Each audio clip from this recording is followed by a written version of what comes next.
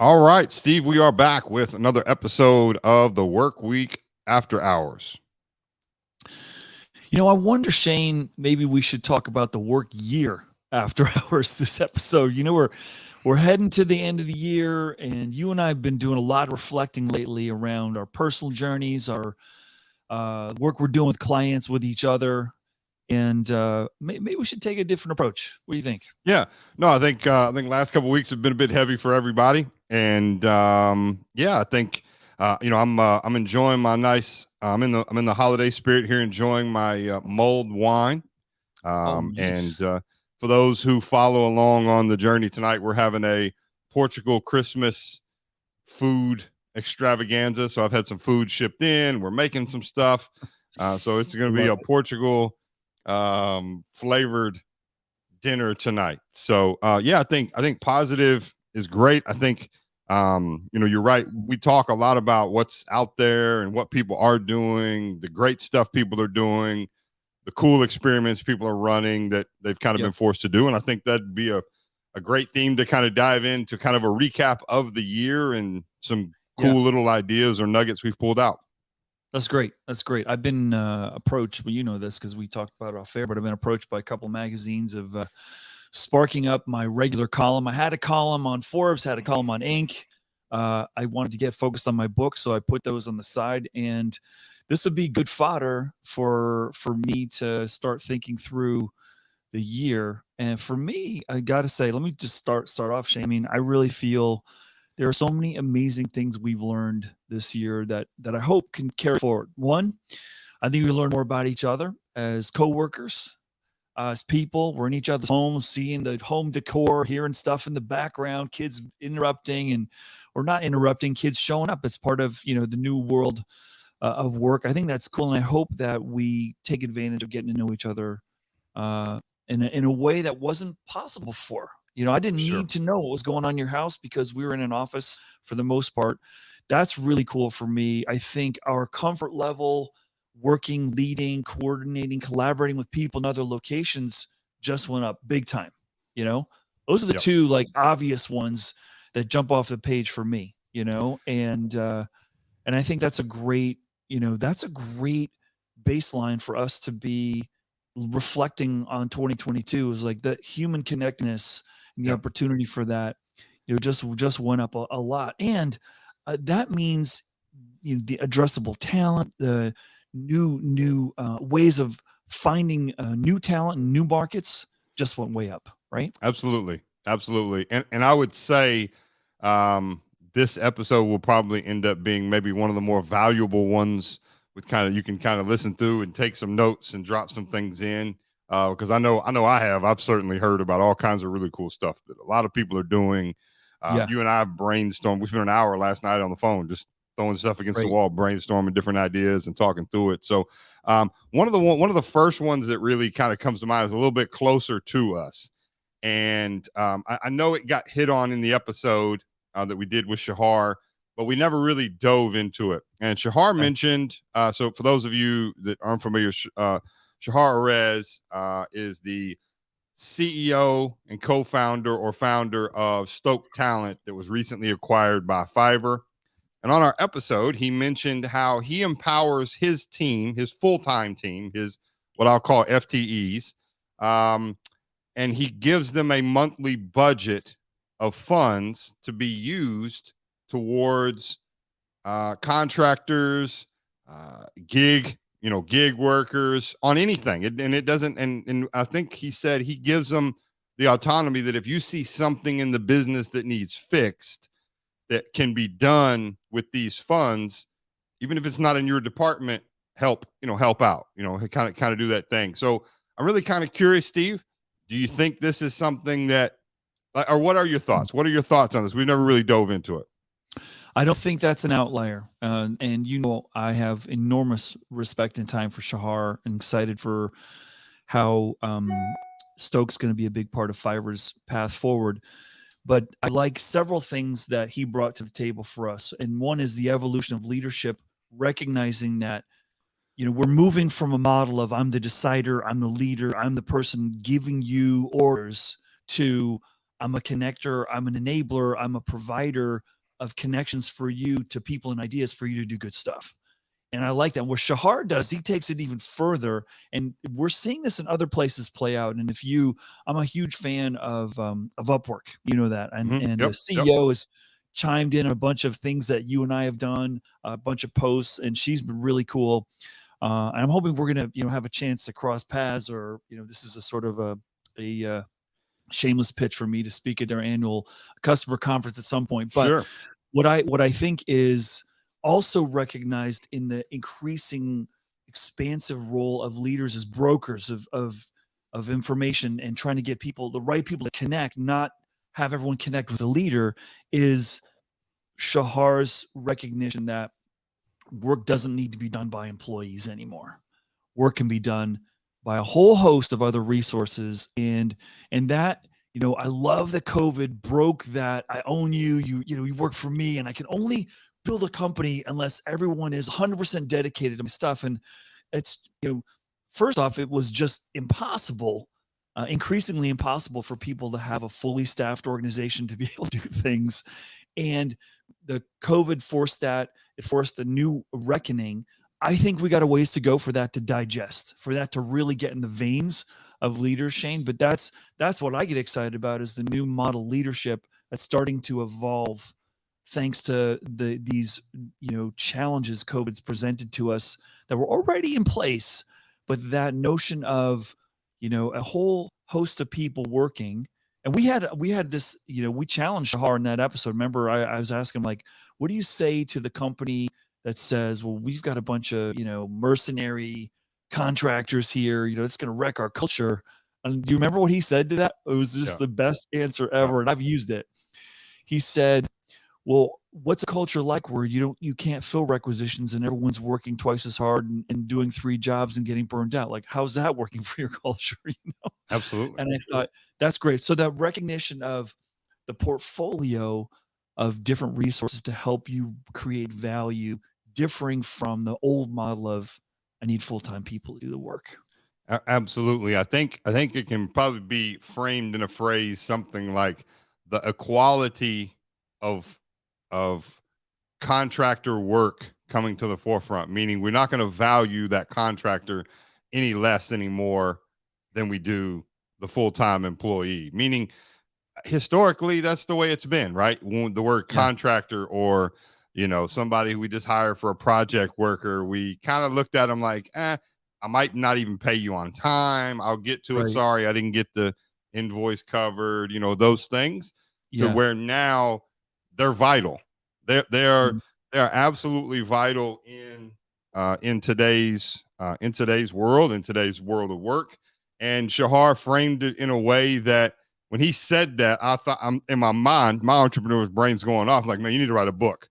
Why pay my employees like a contractor stipend, right? Like, Yeah. why do that? And I Yeah. just think, that, um, yeah, I think that's kind of the theme for the year, where a lot of people have solved the solution by taking something away, right? Like, yeah, we'll talk about Tesla, for example. Mhm. Tesla announced, and I think we saw it even tweeted or retweeted on Twitter, where they're Yep. telling high school students, do not go to university. They cannot teach you to do what we do here better than what we can. So they recognize we are a full service employer.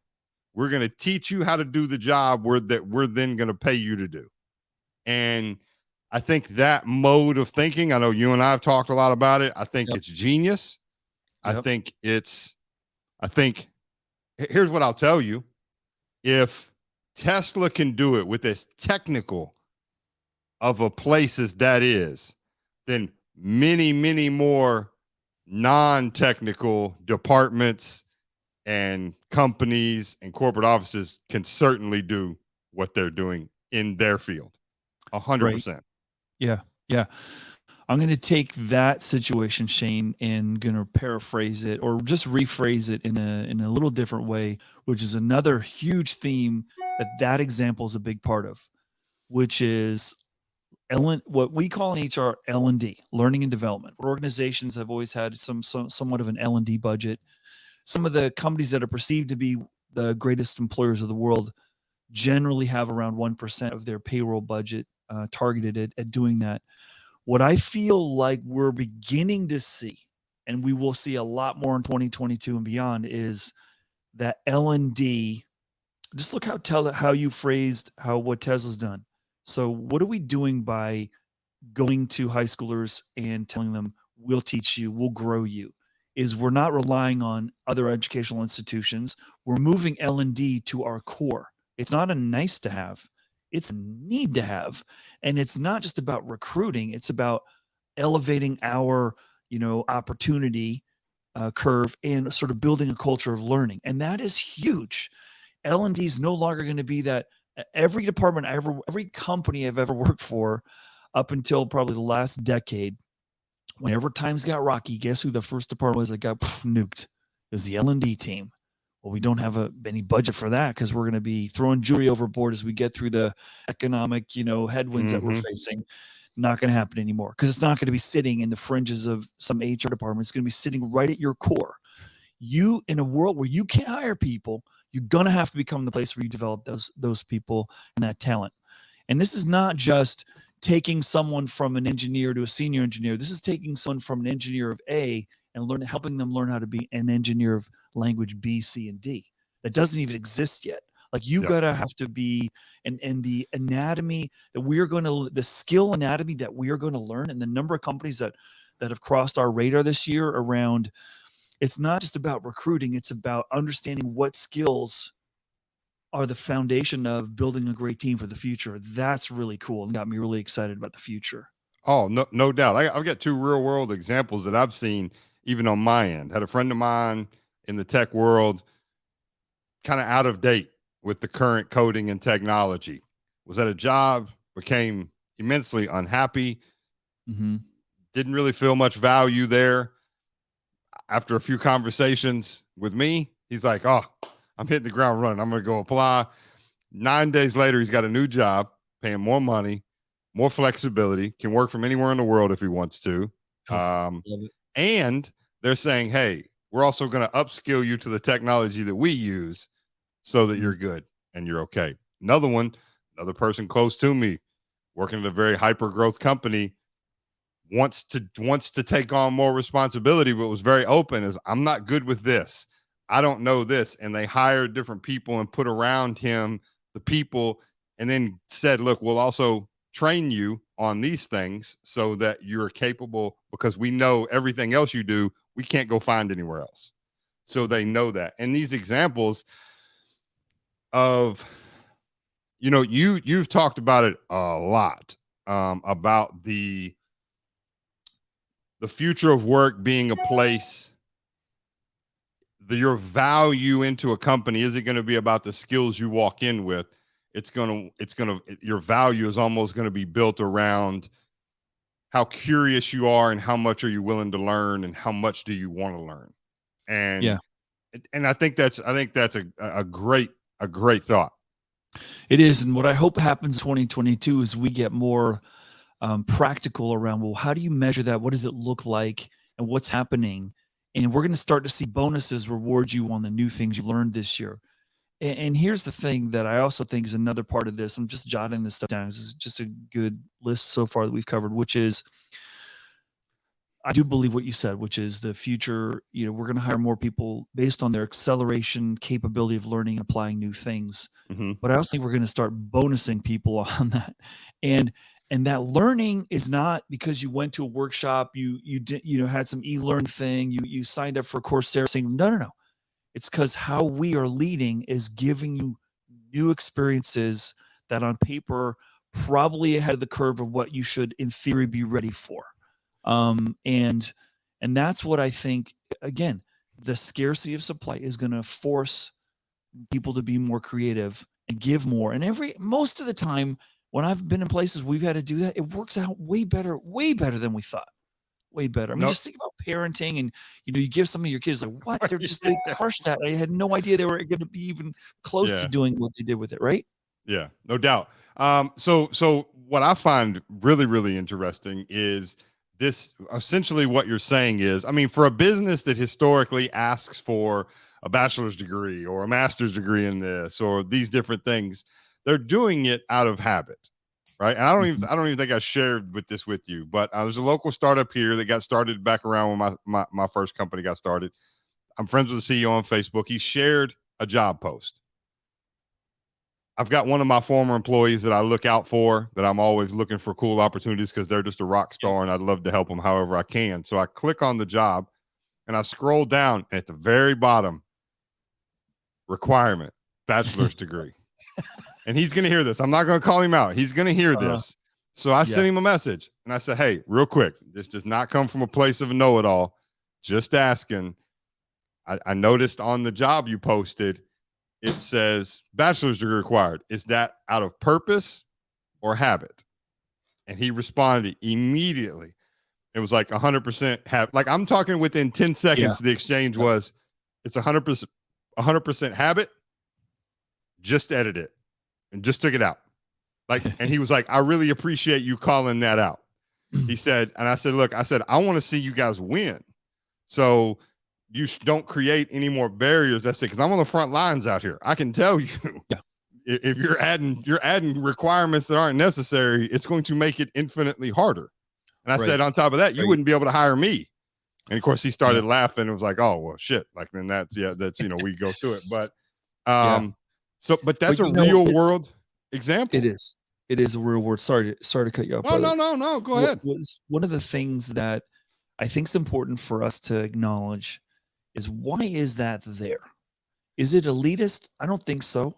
I think it can be perceived that way. I think it's I want it there because I believe that's minimizing my risk. The more someone is educated, the maybe the greater my comfort is that they've got fundamentals that I don't have to worry about, right? Yeah. And It's so I safe. get why it's there. You know, Yes. it's sort of limiting the. That's why we hire for more experience over more talent, because Yeah. I feel like there's less risk. That's why recruiters are going to look at someone's CV and pass it to the hiring manager if they check more boxes than less, even though if you measure it by what I think we're going to measure in the future, wow, they've learned a ton of new stuff and they're on the forefront of, pioneering new technologies, new languages, new skills, new abilities, whatever. Nope, that's not what they do because they're not being paid to take risks on people. They're paid to, close people quickly. So that's another thing that I think we just have to recognize. That's why those things are probably there. And the inability for those people to be available is going to force the hand, and we're going to learn so much. I mean, it's a beautiful frontier of open opportunity and access to opportunity for people. I mean, I sat you and I talked about this for like an hour, and I'm driving home last night. The company, I had a board meeting, and this company that I sit on the board builds value based on tradesmen. They're called glazers. Okay. And these people were really worried in the board meeting because the number of trades being taught in American schools is going away because the budget to teach trades is diminishing. And so they're like, oh my gosh, what are we going to do? And so I said, well, where would we find these people? I knew the answer, but I want to hear them say it. And it's like high schools. Okay. So and then your point was on this thing, and we, I'm excited to continue the conversation with you offline, but that's not a place where a lot of companies are going to recruit from. And Yeah. I think as fewer people go to college, as fewer people don't want the burden of that student loan, as fewer people are like, what for you? No, I need to make money now. As fewer people see the immediacy of being able to realize real income doesn't require that as much. I think we're going to see something really interesting start to play out even more in 2022. I don't know. What do you think? 100%. And we've played this out. And I think about what is a real world example of eliminating barriers. And I've tried to research one, and ironically, one was hiding right under my nose. I'm going to Portugal. One thing I have learned over there. So here, to be a doctor, to be a medical doctor, you have to go to 4 years of undergrad, then you got to do all your other schooling, right? It's Right. sometimes 28, 30 before you ever actually start practicing medicine. Okay. In Hmm. Portugal, they are in such a need and have been for years. And they figured two things out. They were in such a need for talent in the medical space, and not just doctors, but nurses, everybody. If you want to be a doctor, what they found, and I need to find this information. I found it in a couple articles. So I don't know how scientific the study was, but what they found was the longer people had before they started their medical practice, they would get bored or distracted and go off and do something else. They would talk themselves out of it, right? So in Portugal, you actually start medical school months after you graduate high school, not years. So you start right as you go straight in, and their medical system, from a standard standpoint, is actually rated better than what we have here in the United States. So they figured out how to increase the quality and eliminate the barrier to give ease of access. So by the time you're 25, 26 years old, you're practicing medicine and you're making money, you're out there in the world, and you're helping their ecosystem that they need. Yeah. And it's really, really interesting. It's I really also interesting. like it because let's say you do start in high school and let's say about a year into it, you're like, I don't like this. Well, guess what? You haven't just invested all this time Yeah, to have absolutely. a U-turn becomes impossible. And now you're stuck. Right. And I I posted a TikTok someone had put out there around this woman had gone to law school. She's miserable in a law firm. I mean, I know it's hard to imagine, but so she's finding like this partner track, the politics, the hours I have to put in. I've invested so much money of my in my time, I can't not do it. And the TikTok was her answer to a question, which is, "Tell me some of the best advice you ever got." And she said, after complaining to her husband probably more times than he could count, he finally says, when she says, "Well," he said, "Well, why don't you just quit?" She says, "Well, I can't quit." He says, "So you're going to spend the rest of the life being miserable because you don't want to change, you don't want to recognize a bad choice you made." And she's like, "Oh, yeah, okay." Right. And so she pivoted and found another career path that could leverage a lot of the core of what she learned, not practicing law, but really leveraging her research and her capabilities in a different way. And that, what I love about what you just described, is we get people tasting, trying, experimenting sooner. You're not digging a deep hole if you find that it's not what you want to do. Sure, You know. sure. And I think what's it's getting people to experiment, right? It's Hmm. getting people to fail, right? Because ultimately failure is what's going to lead us to the answer, right? Because none of us, Right. like, we're not going to solve all these problems getting them all right every time, right? That's why Yeah. many times why what you've told people is, if anybody's up in front of you telling them this, I guarantee you this is the way it's going to be, and this and this, you need to turn around and run completely the opposite direction of that human, right? Yeah. So so how do we, because a lot of learning to lose, right? A lot of learning to lose is making sure that there is, um, I guess, the right support system. I mean, you've talked a lot about your time at LinkedIn and how people made mistakes, and that's often how Yeah. you got to the answer, not because somebody just walked up one day and had it all figured out. Um, Hmm. but there had to have been, like, did your CEO, like, do you remember there were certain things? Because I'm trying to give some real world examples and tips that maybe somebody out there can listen on how they can maybe frame it up if they're a leader and they're out there. You Hmm. know, what was do you remember if anything was intentionally done that you came into that environment where it was like, hey, it's acceptable to not have all the answers and make mistakes? No, not really. I mean, Shane, that's a really interesting question. I don't know. We always talked about, oh, fail fast, and we can't, we have to take risks. We always talked about that. I never really got to, I mean, I don't think we were super intentional about it. It was just, the reality was, we don't build as fast. Someone else is going to take our business. And so we're gonna have to try stuff. We're gonna have to go out on a limb. We're gonna have to hire people that maybe don't have all the skills we need, because we can't hire people with perfect skills. And so we don't have the time to do that. So it was just the climate what we didn't even talk about it, literally. And where I thought you were going to go is a little bit different. But remember, I sent you a text this morning, early my time. First thing I do every morning is I'm just like Yep. absorb what's going on in the world, like news, all kinds of sites. And one of my favorite ones is Morning Brew, Wall Street Journal puts out, and there was a quote there which really gets to kind of how we started this whole show, which is Yep. I think 2022 is going to be the year of the experiment. I think 2021 is going to be the year of shock and awe. And oh my gosh. And I've been talking about it's the year of the experiment for a while. I think I'm a little bit ahead of my time with that. But, here's a quote from the Morgan Stanley CEO, who is finally saying he was with the, Jamie Dimon, get back to work. It's all about in the office. And, we are not anything if we're not together. And his quote was, I was definitely wrong. And the story says here, Morgan Stanley CEO James Gorman walked back comments he made in June that he'd be very disappointed. That's called passive aggressive leadership. When you use, I'm going to be very disappointed if the bank's employees didn't come back to the office by Labor Day. Quote, everybody's still finding their way when it comes to COVID. And that's it. Everyone's still finding their way. Now, I would stop before saying because of when it comes to COVID. I think everyone's don't blame still it on COVID.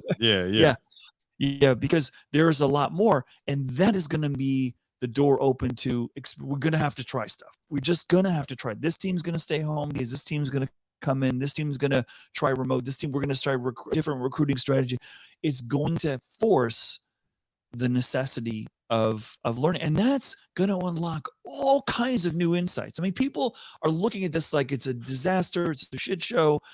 It is feeling like that based on how we used to have more predictable, more controllable.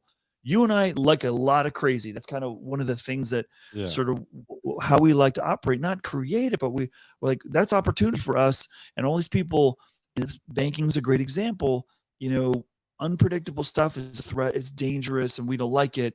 Now you're getting to get comfortable with it. You're going to be so much better on the outside. When we get 100%. to the, down the road, so much. Absolutely. And that experimentation for what we want to do, that experimentation that's going to come, it's going to breed, and people are going to write books out of things that they end up figuring out and working through and these different things. One of the other really good stories that we kind of heard throughout the pandemic, I think it kind of bled into 2021, was the whole Airbnb story when the pandemic hit, and all of a sudden a business that literally 100% revolves around, here's the wild part, people are renting out their homes, which historically they're not in or they are in, and people aren't traveling and people aren't leaving their home to rent out. So it was a really, really wild time for Airbnb, and you took note of some really cool stuff they did and how they immediately shift their value proposition to their employees and how they actually operate. Yeah. And if you don't know the story, go look it up. I mean, they broke all kinds of rules in such a way that they made the people that were let go more loyal when they were let go than they were when they were employed. Because this has been the greatest leadership test in history. And we all know this, when times are tough is when you see what people really made of it. We've had a few real misses lately in the last couple of weeks. And Airbnb totally got it right. Totally got it right. And that's on a highlight for me. Canva's another highlight for me, just in terms of, them saying, we're going to let teams decide how they want to work. And when that happened, do you know how many people went to work and had their employees come into their office and say, hey, did you see what Canva just did? Like, they're letting their teams decide. Is that how we're going to do it? Like, no, shut up. Get back to your cubicle. Nobody asked you. You know what? Yeah. You know what some of those people did? Went to LinkedIn and see if Canva's hiring remote jobs in their that's the thing. I think a lot of businesses always play keeping up with the Joneses, right? And I think in some ways they're gonna like that. That's gonna the trends. This gentleman from JP Morgan comes out, right?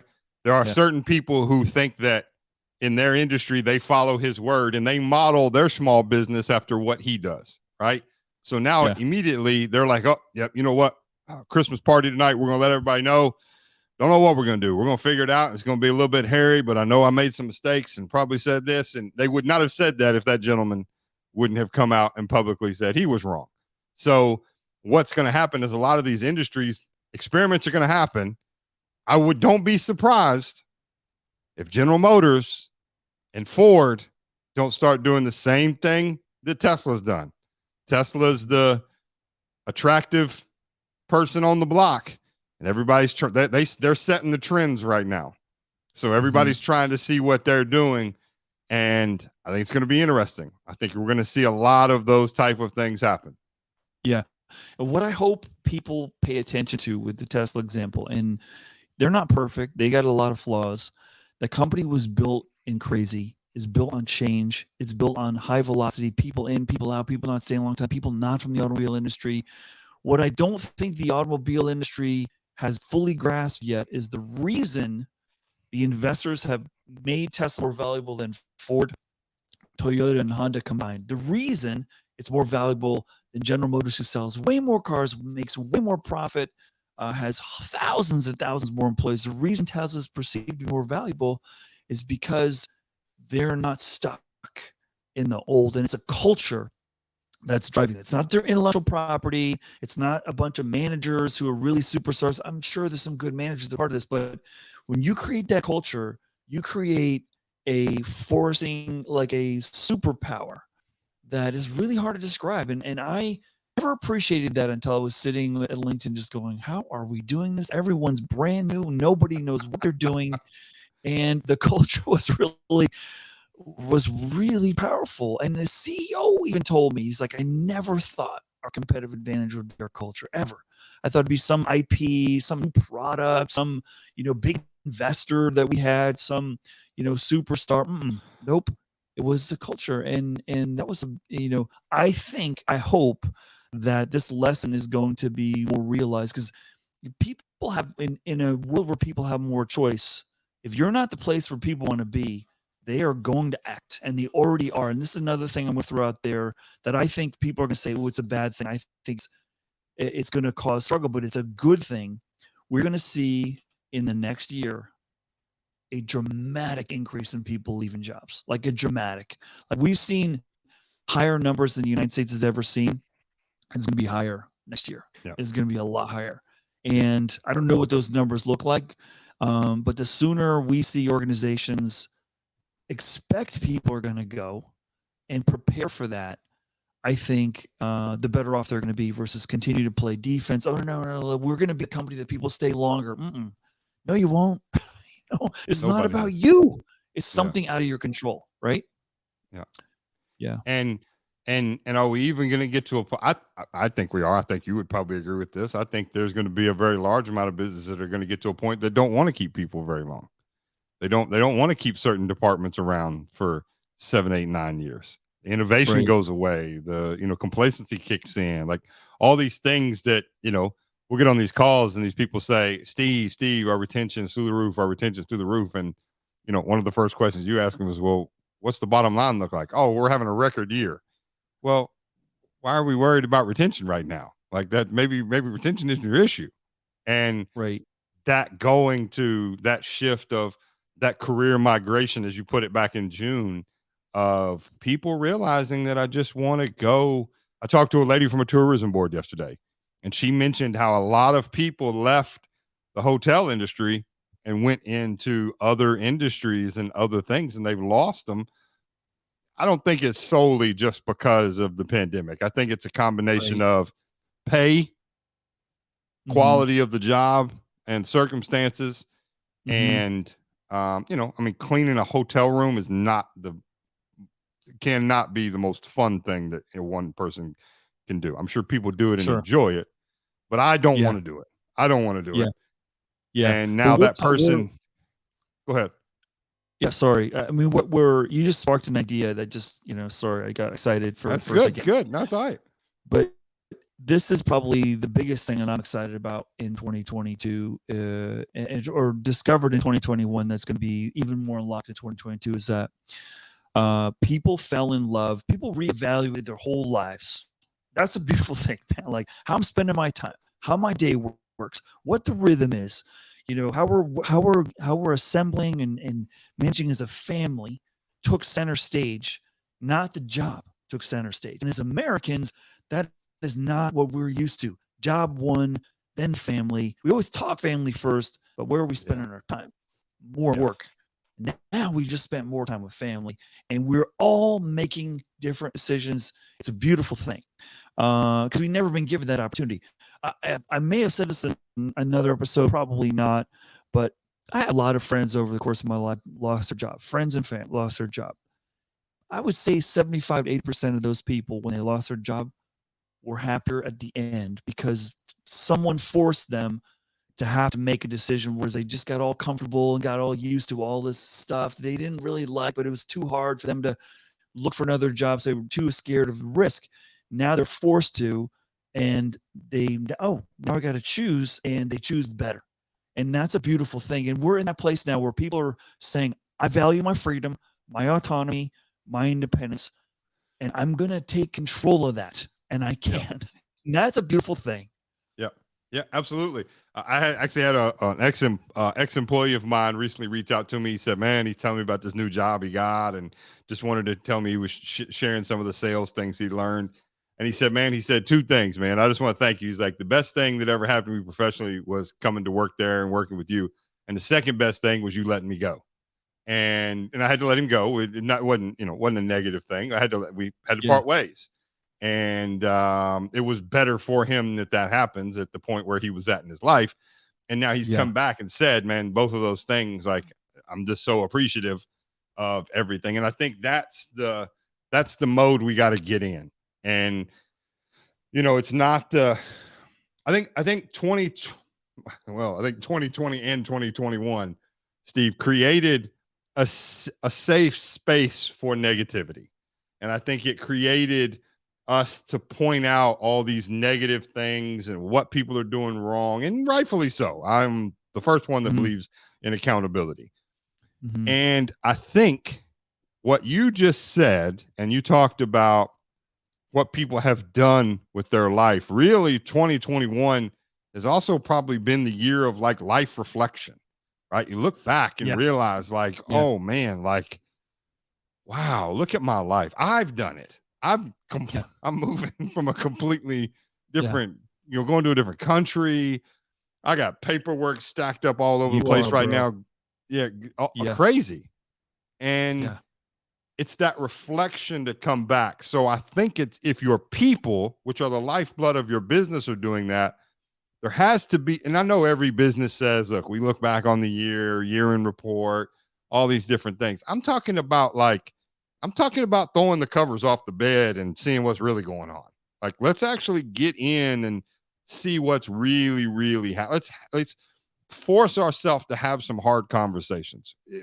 Listen, if you're alive and you're an adult and you're mentally and physically capable in 2021, if you haven't had to have some really uncomfortable conversations over the last 18, 24 months, you've been hiding under a rock. So you should be a lot more comfortable now having difficult conversations. We've had to have Zoom calls with people crying their eyes out and sad and depressed, and we can't go see them, and a thousand Yeah. different scenarios we can see. And Yeah. we got to, as a business, I think that's a good thing to do, reflect. And you know we got to Yeah. say it, we got a saying down here in the South, sometimes you got to get a checkup from the neck up, and you got to get your brain going, you got to clear out the cobwebs, and you got to see kind of what's Yeah. really going on and what's really causing a lot of this stuff. Yeah. It is so healthy to have ourselves rock like this in terms of I call it sort of your vertical alignment. And this was more a phrase that I built over time where a headhunter would reach out or someone would call you about a job. And as soon as that happens, it forces you to look at everything. Do I like my boss? Do I like my pay? Do I like my company? Do I like the culture? Do I like my commute? Do I like my time at home? Do I like the vacation? Do I like the benefits? All that stuff. Now you add into that the education of my kids, the time where I'm spending my time, all that. Is money that important to me? All these things is so healthy for us to check in on a regular basis. I'll give you another practical story. This is years ago. I was at LinkedIn and we were trying to hire someone, and we were like desperate to hire a really top level VP of engineering.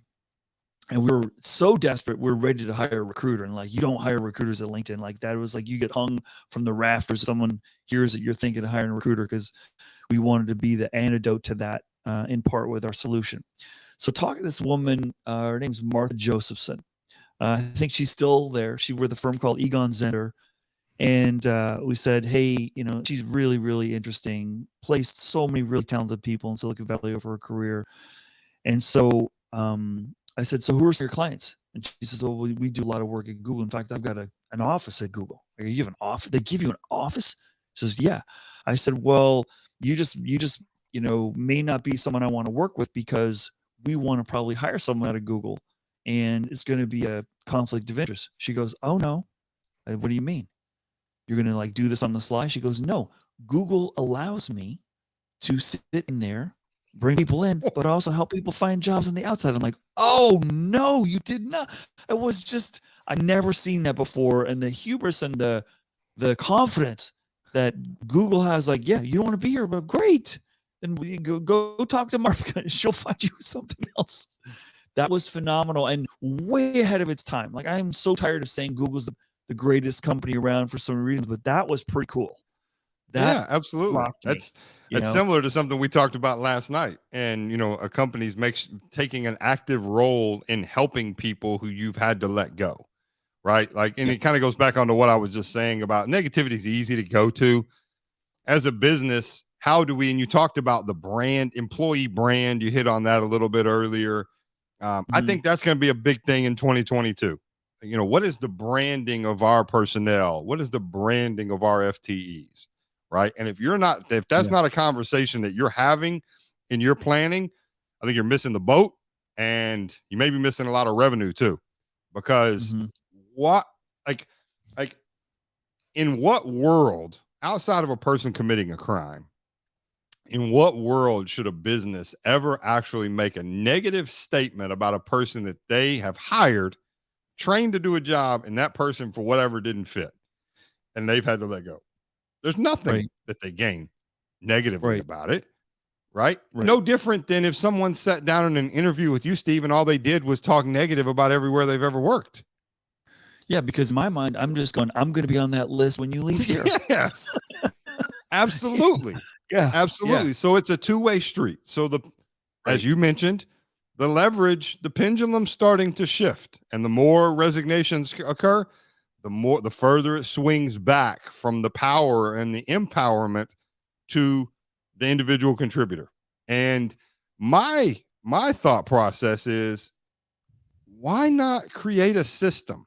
If you're a tech company and you have developers and graphic design people in-house, go create a website that shows, like, let them opt in and go create these things to where people can say, hey, I want to go see who's recently been let go at it's kind of like the waiver wire in sports, right? When a team waives a player, every other team gets notified and they get a chance to pick that person up.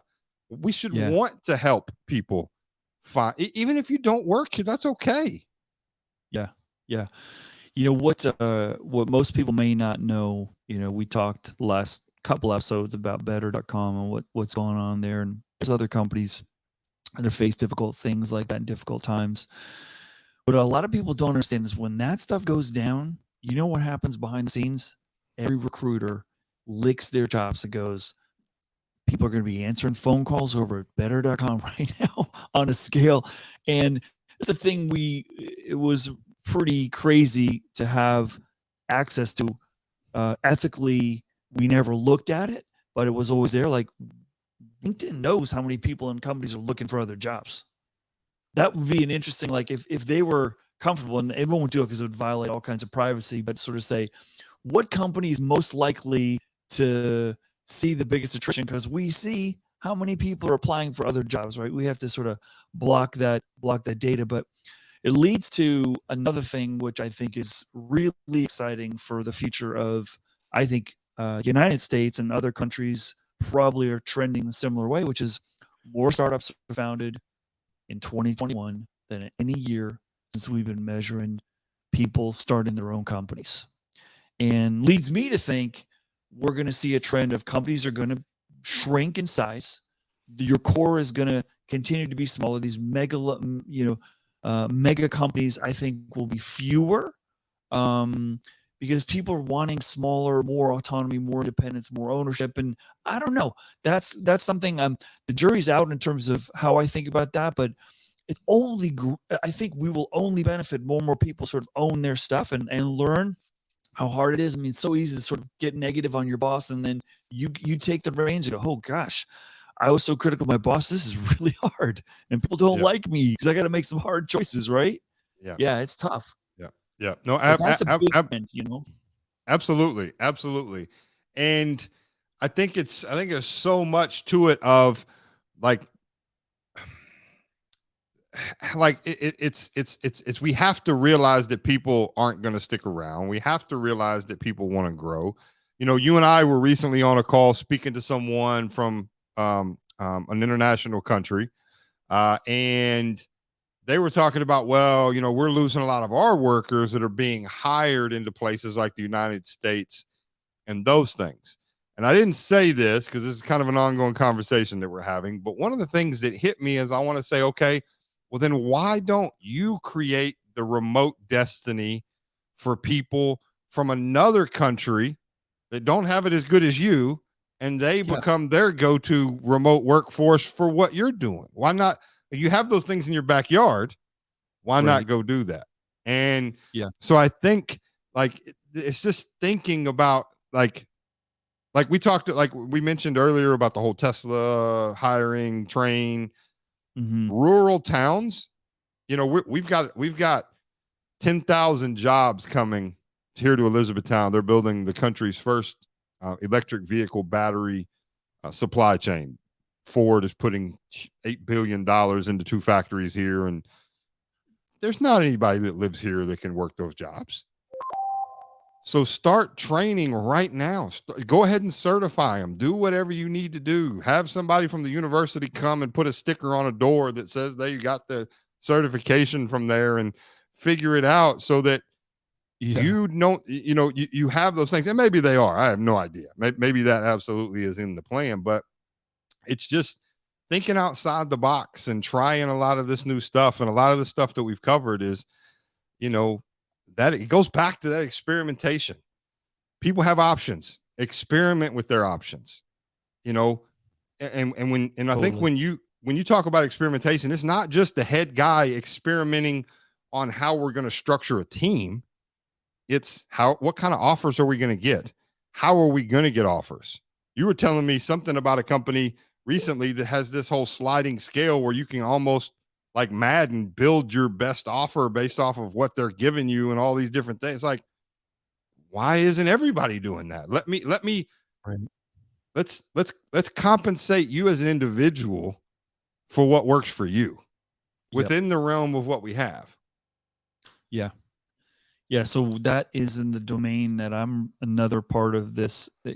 We talked about it a little bit before, but we'll go deeper on, which is the personalization of work and the personalization of the circumstances of work is definitely where this is going, you know, and what you need. It is always a big thing that never made sense to me is like, okay, so I'm running HR for a big company or I'm in a big role in an HR department for a big organization. And Susan's got 5 kids and has a huge benefit because is doesn't cost her anything to have her 5 kids on her plan. And Sarah's got no kids and she's not getting any benefit from that. How come Sarah's getting all that and Sarah, Susan is and Sarah's not getting an offset? You know, like that doesn't make sense. You Yeah. know, and that's always one of those things like, because we were trying to do sort of a one size fits all. And one of my friends said last night, one size really fits one. And Yeah. so the personalization is not hard to do. It's not really hard. And Netflix has proven that. Netflix is like, we're going to value your job based on this number. And then you decide if you want to take from that number and buy more shares, buy more benefits, more medical coverage, whatever that is. It's your choice because Yeah. we don't know all your needs. You do, right? Yeah. Yeah. It's fun. It's funny you mentioned that this person has 5 people on insurance and this person doesn't. It takes me back. So I remember I was mentoring a guy with business. We were talking and he was telling me, he's like, man, he said, I got 3 employees and they smoke and they, they go outside all the time. And a couple of my other employees are pissed, want to know how come they don't get as many breaks as the people who smoke. Well, I said, well, you don't smoke. And I was like, what? I was like, what? No, like you're looking at this all wrong. He's like, what do you mean? I said, buddy, those people are getting an extra hour to go stand outside in a 5, 6 hour, 8 hour shift. They're spending an extra hour outside hanging out, relaxing while you're punishing them because they're not outside killing themselves. Yeah. He looked at me. He was like, well, damn. Maybe I should just get the people to not smoke anymore. I'm like, no, like, no, give them an extra, free hour of pay. It's like you can clock out early on Friday for 2 hours, Right. whatever than Yeah. what they're Yeah. doing. Yeah. But Right. a lot of these things that you've hit on, Steve, we've addressed some of these issues in some form or fashion in some industry at some point in time in the industrialized workforce. Like, it's just reframing them and getting them up to speed. And you've mentioned this a ton of times about make the walls of your leadership permeable. Mhm. Don't just consume. If you're a tech company, don't just consume what the tech companies are doing. Consume what the cereal companies are doing and the soda companies are doing and the Ubers are doing and the tobacco farmers are doing. Like, there's Mhm. something that everybody's doing that can just be translated in a different way. And that permeability going forward in 2022 will create so many ideas, I think. Yeah. Yeah, I did a post the other day, and this always happens to me on LinkedIn, Shane. Like, I think I've got the most genius post of the month, and it gets like no viewership. And I'm like, I Yeah. just, Yeah. then I post something that I think is sort of goofy and it gets tons of views. Yeah. So this one was more, be careful today benchmarking, especially on how to work and design work going forward, in hybrid home. Okay. Be careful because what people are doing is not necessarily based on the kind of industry, the kind of company. It's based on who is creating value and the comfort level leaders have on how the value is being created. And I think we've got probably tons of examples of two companies, same age, same size, same space, same industry, and arriving at a completely different approach to work, you know? Mm-hmm. And Yep. so don't just as, this company's doing it, they're not you. Even if they are you, their people have different ages, different sensibilities, different number of kids, different dispersed locations. Like, it's not the same, And Yeah. so you play to be the benchmark right now. Play to understand your people. Don't benchmark other companies, benchmark your people. What do you want? Where do you feel most inspired? Where do you do the best work? Like, nobody's saying I want to work at home. People are saying I want the freedom to choose where I do my work. That's more important to me. Right. And so just, and this is where it's like, no, we've got to be in control. I've got to have a decision. It's got to be one size fits all. That's the trap. And I think you're missing a real opportunity if you're Yeah. feeling handicapped by that, you know? I think a good way to end this would be one of the things that you get excited about and you think is a very positive thing. Many people that we talk to and many companies that we talk to in the throes of it feel like it's a very negative thing. And that is this: everybody's on a level playing field, right? You think that's a great thing. Like, you get excited about it. You're like, no, this is like your advantage. Like, now we can use this. And we talk to companies and Mhm. they're like, oh, I'm having trouble. I'm having trouble hiring people. We have yet to talk to a company that has said, oh, nah, hiring people, that's not our problem. Like, that's not, yeah, we don't have that problem here. No one we Mhm. have talked to says that, right? So Mhm. everyone is dealing with COVID. Everyone is bouncing around different states and different countries and different regulations and different vaccination things and all of these different things. It's a even playing field. That means if you're a couple rungs down the ladder from the powerhouse in your industry, you can Exactly. gain leverage. You can That's gain right. market share, momentum, do the things that got you to where you are. And you and I had a conversation last night about some of this. Companies need, so as a startup, you're looking at everything, and revenue is your oxygen, right? Dollars, we can dollars coming in, we can breathe, we got gas to get to the next milestone. If we take that same lens and put it to how we're actually going to try and acquire talent, the same way we tried to acquire customers, I think it might blow people's minds what it actually does for their business. You expose your front-facing culture as a company to your customer to attract them and then close them in a purchase or a transaction, right? Mhm. If we do that for our personnel, let's expose the back end of our business. Let me brand my culture. Let me brand the lifeblood of who we are. Because the one thing that will do is you'll figure out real quick, uh, we can't have this on camera. We can't, there's no way we can show this on camera. And they're gonna be like, oh, wait a second, we got a problem with our culture. Right. And it's that saying of, if again, I'm gonna use the South saying here. If there's the old saying about using curse words. And Mhm. if you're not comfortable using it in front of your grandma, don't use it. Right. So Mhm. Mhm. it's this thing of like, okay, so that if you're not comfortable, if you're not comfortable putting out your culture, no one probably wants to be a part of it. Right. So let's figure that part of it out. And I think that change of that shift of how we look at this, I think somebody's going to pick it up and run with it, but I think it's going to be a huge part of a lot of companies. Let's use sports to, I want to take what you just said and I want to try to package it in a sports center. Let's say you are a professional and you're an NBA team and you see in a few weeks the Warriors are coming to town. And 2 days before, Curry, Draymond Green, you hear, I can't play, are not going to play.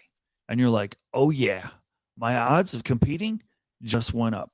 In a way, that's what we're dealing with right now. Like if I see that my competition, especially a bigger one, is now been neutered because COVID's thrown them off their game, I'm licking my chops because they're going to be distracted. They're going to have a different strategy because Steph Curry's on the bench. They're not comfortable. I don't think they can figure it out. I've got an advantage, and I'm betting on me. I can figure this out. That's why if you're a small player and you're worried about the big players, everyone's just got a level playing field right now. Distractions the norm. How quickly you adapt is now going to be your how sharp your adaptability capability is going to really define your success, your competitive advantage. And that's another great thing about COVID. We've all gotten better at adapting. Had to. We've been forced to, it's been sort of like a hostile takeover of our world by COVID. And we've had to learn how to do that in every phase of our life. And we're more open to change than ever before. And that's a really beautiful thing. So, yeah, you should be excited by that. And if you're not, you got the wrong people. If you're not excited, if you're like, oh no, that what you're saying is we can't adapt. Well, it's not just this, it's the next thing that's going to come and the next thing that's going to come after that. And you should be really, really worried. Right. And so that's why this is a big part of what I have in work. Like, it's really advantage to the adaptable, teams. It's the Yep. advantage, right? Yep. You know, every year-end meeting, board meeting, probably 70% of all the companies out there, big, Yeah. small, medium, probably should not have been, hey, what's your plan going forward, or what'd you just do? No, I don't want to see any charts. I don't want to see any forecasts. I don't want to see any of that. Tell me what in the world we're going to do to separate ourselves and kick their ass, because we've got some leverage and we've got some space. We got money in Right. the bank. We got great culture here. let's sing it from the mountaintops and let's take this thing to another level. That's what I want to come up with. That's what I want to do. So yeah, man, another I think great episode, bro. This is really good, and I think that whole the year after hour, this should be an annual thing, Yeah, and absolutely. yeah, I think really we good. can do we'll may even do I think I've got some idea. I was thinking about that too, where we can maybe I've got some ideas. So Awesome. I think this is we've got a lot of, for those who've made it this far and listening and doing whatever. I know you and I have a lot of new things kind of coming down the pipeline and some really cool ways that we're going to kind of help in all of this and push all of this forward. And the biggest part is we're going to be looking to build a community around Steve and a community around your stuff and those things. So if you're listening and you never have been to Steve's website, go to Steve Cadigan, not with an R, Cadigan. It's an inside joke. So stevecadigan.com. Go there, fill out one of the forms, just submit your information. We're probably going to be starting up some newsletters and some different things in the new year, and really look forward to having everybody become a part of this community of positivity and authenticity that are pushing forward a desire to want to make an impact on the future of work and follow your lead, Steve. Yeah, and then more honest conversations about future work. So yeah, thanks, Shane. Another great episode of the Work Week After Hours. Steve Cadigan with my buddy over there, Shane Howard. We'll see you next week. Cheers.